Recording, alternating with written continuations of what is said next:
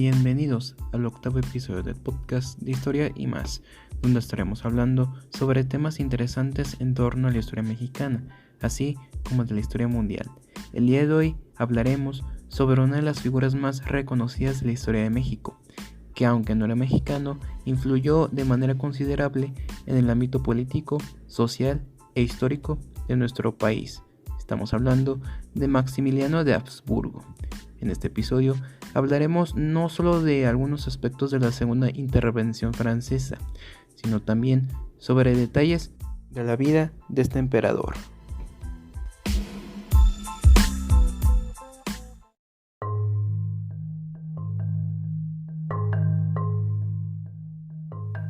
Como se ha mencionado previamente, México, durante la segunda mitad del siglo XIX, vivió numerosos eventos históricos que cambiaron la organización política, social y económica del país, así como su percepción a nivel mundial. Uno de esos eventos fue la segunda intervención francesa, pues la primera intervención, llamada la Guerra de los Pasteles, ya se había suscitado años atrás, en 1838. El país recién había salido de una intensa guerra civil, más que todo una guerra civil política entre diferentes partidos políticos, llamada la Guerra de Reforma. En este conflicto salieron victoriosos los liberales, liderados por el presidente Benito Juárez, quien con sus simpatizantes pudo vencer al bando conservador, quien también tenía como presidente de la nación a Miguel Miramón. Debido a la guerra, México se encontraba totalmente deteriorado a nivel económico, pues no contaba con los suficientes recursos para sostenerse, pues todo se había utilizado en la guerra. A esto se le suma la inmensa y creciente deuda externa que tenía con otros países. La situación era muy grave y el Congreso de la República, así como el presidente Juárez, no tuvieron otra opción que detener el pago de la deuda externa el 17 de junio de 1861. Esto fue mal recibido por los países europeos de Inglaterra, España y Francia, con quienes México estaba endeudado. Dichas naciones reclamaron a nuestro país que se revirtiera la decisión de cancelar el pago de la deuda externa. No obstante, el gobierno liberal juarista decidió ignorar tales advertencias y por lo tanto las tres naciones formaron una alianza especial y el 31 de octubre de 1861 firmaron los Tratados de Londres, en el cual se establecía que se mandarían fuerzas militares a las costas mexicanas con el fin de poner presión al gobierno mexicano para la reanudación del pago de la deuda externa. Las fuerzas de los tres países arribaron a las costas de Veracruz de la siguiente manera. El 8 de diciembre de 1861, los españoles llegan a territorio mexicano, los ingleses arriban el 6 de enero de 1862 y los franceses se establecen con el resto al día siguiente. No fue hasta enero cuando las fuerzas desembarcaron en el país, instalándose en Jalapa y Orizaba. El presidente Juárez, para resolver esta situación, envió al ministro de Relaciones Exteriores, Manuel Doblado, con la Alianza Europea en las costas veracruzanas. Este ministro estableció un acuerdo con los países europeos llamado Convenios de la Soledad, un documento que fue firmado el 19 de febrero de 1862. De esa manera, España e Inglaterra aceptaron y comprendieron la situación por la cual atravesaba el país, por lo que se retiraron. En cambio, las tropas francesas tenían otro plan en mano. Su intención era invadir el país, pues querían establecer un centro de poder, así como un aliado en el continente americano, pues veían que cada vez Estados Unidos cobraba más fuerza como una potencia mundial, y teniendo a México bajo su control, prácticamente controlarían una parte, si no es que todo, el continente americano. Este plan fue ideado por el emperador de Francia, Napoleón III, junto con el bando conservador mexicano, el cual había salido perdedor en la Guerra de Reforma. Ambos tenían metas distintas. Por un lado, Francia necesitaba expandirse como imperio, y por el otro, los conservadores querían retomar nuevamente el control del país de una vez por todas. Algo que se ignora sobre la intervención francesa en nuestro país es que los franceses violaron el segundo artículo de los Tratados de Londres, que va de la siguiente manera: las altas partes contratantes se comprometen a no buscar para sí, al emplear las medidas coercitivas previstas por la presente convención, ninguna adquisición de territorio ni ventaja alguna particular, y a no ejercer en los asuntos interiores de México ninguna influencia que pueda afectar el derecho de la nación mexicana de elegir y constituir libremente la forma de su gobierno. En otras palabras, Francia esperó a que sus aliados europeos se retiraran del conflicto económico con el país mexicano, para que cuando se presentara la oportunidad, éste invadiera y estableciera en nuestro país un nuevo sistema de gobierno. El objetivo inicial de los franceses era la toma de la ciudad capital de nuestra nación, la Ciudad de México. Para ello, el general Charles Ferdinand Latreille, o también llamado el Conde de Lorences, fue el elegido para realizar esta difícil labor. A su lado tuvo 6,000 soldados para combatir a las fuerzas mexicanas. A pesar de eso, las fuerzas francesas fueron fácilmente derrotadas el 5 de mayo de 1862 por el general mexicano Ignacio Zaragoza en la conocida y recordada Batalla de Puebla. Los franceses no se iban a quedar con los brazos cruzados y con las manos vacías, por lo que las tropas militares aumentaron de número y ahora eran más de 28,000 hombres frente a las fuerzas mexicanas. Poco a poco, México empezó a sufrir algunas derrotas y los franceses empezaban a ganar poder, de tal manera que la capital fue finalmente capturada el 10 de junio de 1863, por lo que los juaristas liberales tuvieron que exiliar su gobierno a otras ciudades no capturadas en el país, como San Luis Potosí, Monterrey, Saltillo, Zacatecas, Chihuahua y El Paso del Norte, que actualmente lleva el nombre de dicho presidente, Ciudad Juárez. Como no era de esperarse, los franceses y los conservadores adoptaron un sistema de gobierno altamente controlador, similar a los que tenía el principal patrocinador de la guerra. Este sistema era la monarquía hereditaria. El Frente Conservador y francés solicitó que el país fuera gobernado por un emperador católico.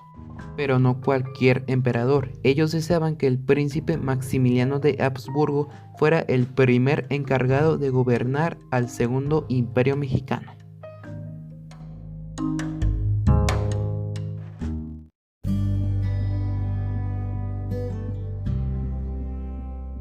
La persona elegida para ser el primer emperador del Segundo Imperio Mexicano no era una persona cualquiera.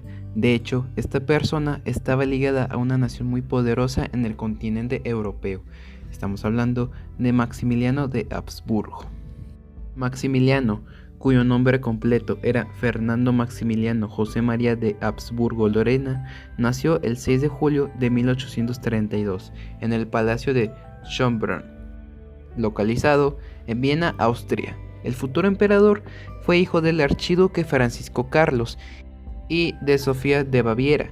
Además, Maximiliano fue uno de los hermanos de Francisco José, quien en un futuro se convertiría en emperador de Austria. Maximiliano era un hombre que había experimentado muchas cosas a lo largo de su vida, pues además de ser una persona apasionada por la historia y los intereses de la gente, él había sufrido una pérdida dolorosa años antes de su mandato monárquico en México. En el año de 1853, su prometida María Amelia de Braganza, princesa de Brasil, perdió la vida a causa de una escarlatina. Tras su deceso, Maximiliano la describió de la siguiente manera: era una criatura perfecta que dejó este mundo ingrato, como un ángel puro de luz, para volver al cielo, su verdadera patria. Permanecí largo tiempo abismado en pensamientos de tristeza y de duelo. Años después de la muerte de María Amelia, Maximiliano conoció a la que sería su esposa como tal, llamada María Carlota Amalia, con quien se casó el 27 de julio de 1857. Hecha su unión, ambos se mudaron a la ciudad de Milán, en Italia, pues el joven príncipe sería el virrey del reino lombardo-veneto por 2 años. Más tarde, Se mudaron al castillo de Miramar, también en el mismo país, pero esta vez en la ciudad de Trieste. La pareja vivió en este lugar por algunos años, hasta que en el año de 1863 Maximiliano recibió visitas de los conservadores mexicanos que le pedían que aceptara la corona del nuevo Segundo Imperio Mexicano. Dicha propuesta fue apoyada por el emperador francés Napoleón III. Generalmente se ha contado que Maximiliano aceptó dicho trono fácilmente, sin ninguna preocupación, pero no se ha dicho que el príncipe tenía inseguridades acerca de lo que significaba ser un emperador en un país ajeno al suyo, pues él sabía que al aceptar la corona, este ya no tendría las protecciones y privilegios que tenía como miembro de la familia real de Austria. Además, había otras personas que optaban y deseaban que Maximiliano aceptara el trono para el beneficio de ellos, y no tanto para el beneficio del príncipe. Esas personas eran el emperador de Austria, quien era su hermano Francisco José, y el padre de la esposa del futuro emperador, Leopoldo I, quienes estaban interesadas en expandir, por así decirlo, sus respectivos imperios, pero de una manera ideológica y política, ya que teniendo a Maximiliano en el poder de la monarquía mexicana, ellos tendrían mayor reconocimiento a nivel mundial por tener a uno de sus familiares como un líder en el continente americano.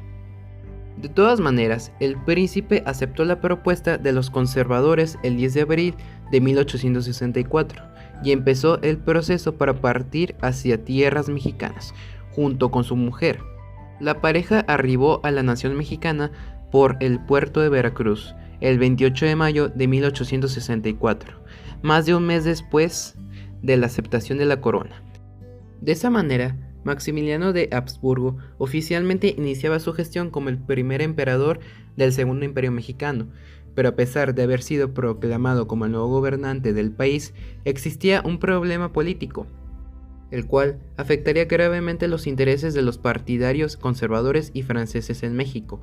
Ese problema era que el emperador era un hombre con raíces políticas liberales, lo cual era todo lo contrario a lo que los conservadores querían para la nación.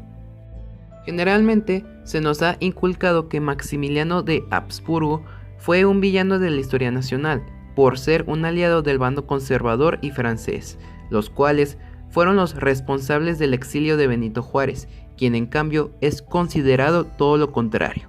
Pero esto no era así, pues esta afirmación queda demostrada con un documento político y legal llamado Estatuto Provisional del Imperio Mexicano, el cual básicamente contenía las reglas, leyes, derechos, sistemas y organismos por los cuales estaría gobernada la población mexicana y mediante el cual el nuevo gobierno mexicano estaría organizado. El estatuto, al ser escrito por el emperador, obviamente iba a tener ideas liberales. Entre las propuestas y leyes promulgadas más importantes de dicho documento, así como las leyes propuestas por el mismo emperador y sus simpatizantes, se encuentran la división del país en 50 departamentos. El motivo de dicha decisión era facilitar la organización política del nuevo imperio, libertades para los indígenas y la cancelación de sus deudas económicas, la prohibición de castigos corporales, la creación del organismo de la Academia Imperial de Ciencias y Literatura, el cual significaba una esperanza para inculcar y enseñar la historia, cultura y ciencia nacionales, la protección de documentos históricos del país, la repartición de las tierras a favor de los sectores más vulnerables de la nación, y por último, pero no menos importante, otorgar al pueblo mexicano los llamados derechos del hombre o derechos humanos. Entre los derechos más destacados se encuentran la libertad de prensa, la libertad de expresión y de culto, así como otorgar a los mexicanos el derecho y libertad de expresar sus problemas con el emperador y que éste los escuchara. Esto y mucho más demuestra que Maximiliano no era un hombre tan malo como muchos creen, en cambio era lo opuesto a ser malo. Todo lo mencionado anteriormente es prueba suficiente de que el emperador, a pesar de no ser mexicano de sangre, siempre quiso lo mejor para su segunda casa, a cambio de objeciones por parte de los conservadores y los franceses. De hecho, eso no es todo, pues además de proponer todo lo anterior, una parte del gran legado del emperador mexicano fue la construcción del Paseo de la Emperatriz, actualmente conocido como Paseo de la Reforma, el cual es una de las vías de comunicación y transporte más importantes y emblemáticas de la Ciudad de México.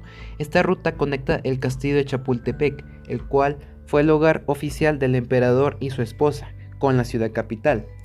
Se dice que Maximiliano mandó a construir esta histórica calle por órdenes de Carlota, porque ella se desesperaba cada vez que su marido no llegaba a su casa, debido a las condiciones de ese camino y porque aparentemente él le era infiel con ella, por lo que Carlota quería asegurarse de que Maximiliano no mentía y que en realidad era un hombre honesto. A pesar de las diferencias políticas que el gobierno monárquico tenía con Juárez, el emperador liberal invitó al presidente exiliado de la capital a formar parte del gobierno del Segundo Imperio, ofreciéndole el puesto de ministro de Justicia. Pero Juárez rechazó la oferta de Maximiliano y continuó luchando por volver a la presidencia y vencer a los conservadores de una vez por todas. Con el paso de los años, el gran poder político que tenía el emperador en el país se empezaba a desmoronar y debilitar, pues ya los pensamientos y objetivos de muchos de los que eran simpatizantes del Segundo Imperio habían cambiado, principalmente porque el plan inicial de los franceses de establecer un aliado político en las Américas había fracasado. El emperador francés decidió dejar la causa del Segundo Imperio y de Maximiliano, por varias razones. Las más importantes eran la unificación de Prusia en una sola nación, lo cual representaba un grave peligro para la hegemonía francesa, así como para el mismo Estado europeo. La otra razón era que los Estados Confederados de América habían sido derrotados por los Estados Unidos en la Guerra Civil Norteamericana en el año de 1865. Eso significaba que Estados Unidos estaba nuevamente reunificado y podría seguir con su política expansionista y comercial, no solo en el continente, sino en el mundo, por lo cual las posibilidades de vencer al país vecino del norte en cuestión de ser una potencia mundial eran prácticamente nulas, de nueva cuenta. Otra causa por la que Francia dejó solo a Maximiliano era por la ideología que tenía el emperador, la cual no concordaba o encajaba con lo que los franceses deseaban para el país. Además, Maximiliano era repudiado por lo mismo por miembros del Partido Conservador y también, por otro lado, los liberales juaristas, quienes deseaban que su líder volviera al poder y que consideraban al emperador como ilegítimo, tampoco lo querían. El Segundo Imperio Mexicano estaba perdido después de la partida de Francia en febrero de 1867. Finalmente, en el mes de marzo de ese mismo año, el general Mariano Escobedo y sus tropas militares dieron inicio a lo que sería el final del imperio, con el sitio de Querétaro, el cual fue consumado el 15 de mayo de 1867, cuando el emperador fue arrestado y aprisionado por la gente aliada al gobierno de Juárez.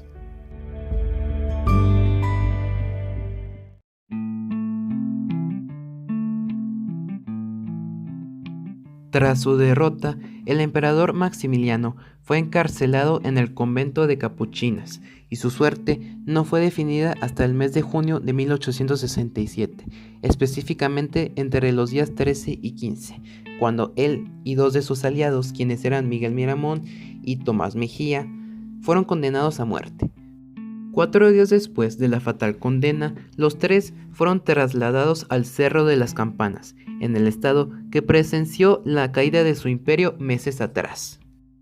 Antes de su fusilamiento, Maximiliano dijo las que serían sus últimas palabras: «Voy a morir por una causa justa, la de la independencia y libertad de México. Que mi sangre selle las desgracias de mi nueva patria. ¡Viva México!». Inmediatamente, después de haber dicho esas palabras, el emperador, junto con Miramón y Mejía, murieron.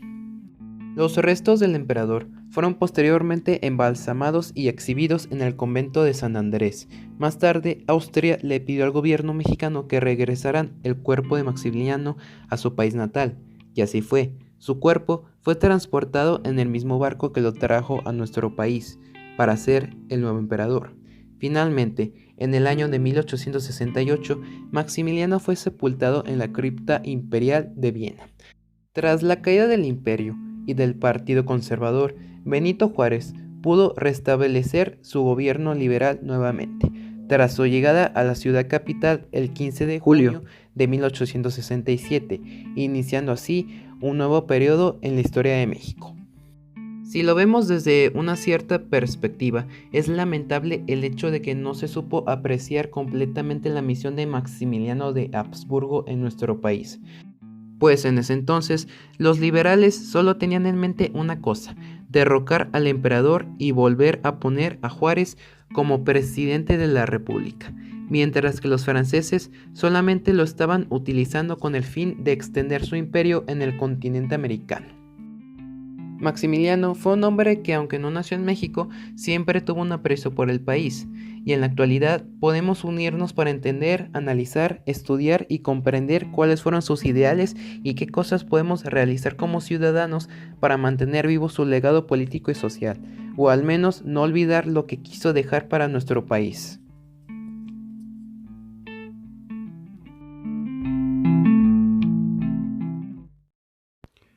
Este podcast fue escrito y producido por Diego García Cantú en el mes de enero de 2021. Agradezco su atención y nos vemos en el siguiente episodio. Gracias.